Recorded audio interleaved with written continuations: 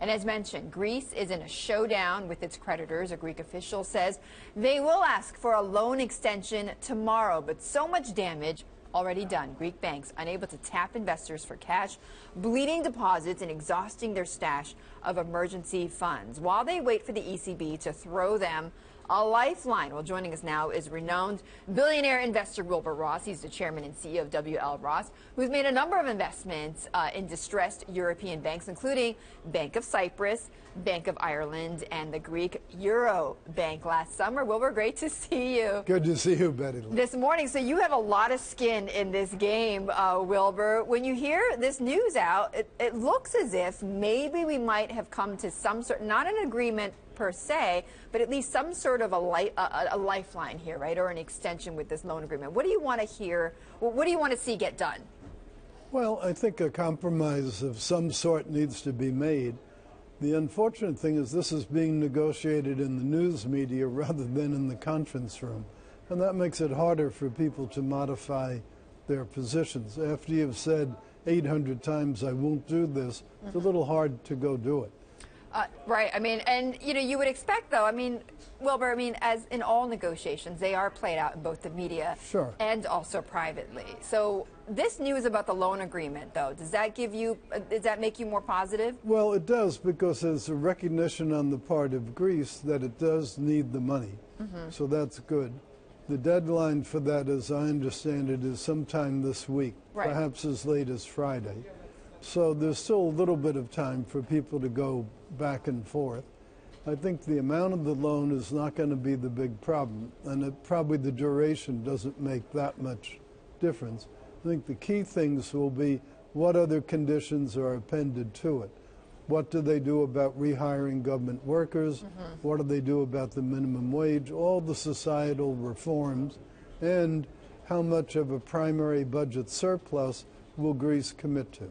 Well, there's a bid and ask there, too. There is, but Merkel and company, I mean, are they being too hard on Greece? I mean, you know, are some of these reforms, they sound pretty reasonable to me, right? I mean, raising minimum wage at a time when unemployment is skyrocketing, and at the same time, people's incomes are going down. I mean, seems like a reasonable request. Yeah, I think it isn't so much a question of what's reasonable, but here you have Ireland, who lived up very faithfully to all the elements of their bailout, which were every bit as severe as the conditions imposed on Greece. Right.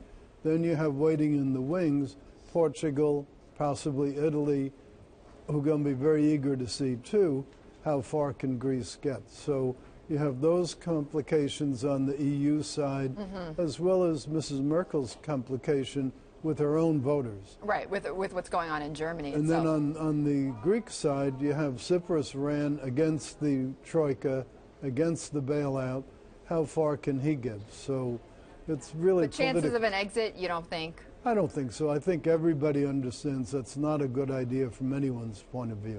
Okay, so you've bet big on this crisis. Well, not as big as we'll be prepared to do. Well, what are you prepared to do? Well, I think that once we get out of the non-trading period, we're in a period right now where we're not permitted to buy or sell because the banks haven't reported their year-end earnings. So there's no action we can take right today. But at the prices where things are trading, assuming I'm right, that there will be a deal, I think it's very attractive. Okay, so Europe is very attractive to you. So you've already gone into Ireland, you've gone into Greece and in Cyprus. So what's the next country for Wilbur Ross? Are you preparing something? Are you putting together a group? Within Europe, we're actually looking at something a little different, which is another segment. Europe has lots of banks and, in fact, is more dependent on banks than the U.S., but they don't have the specialty finance companies like we have here. A few of them are starting to be organized, and we're looking very much at that sector as a kind of supplement to the conventional bank system. Can you give me some examples? Like, what do you mean by specialty? Well, there are specialized lenders in the UK that just lend to small and medium enterprises, for example.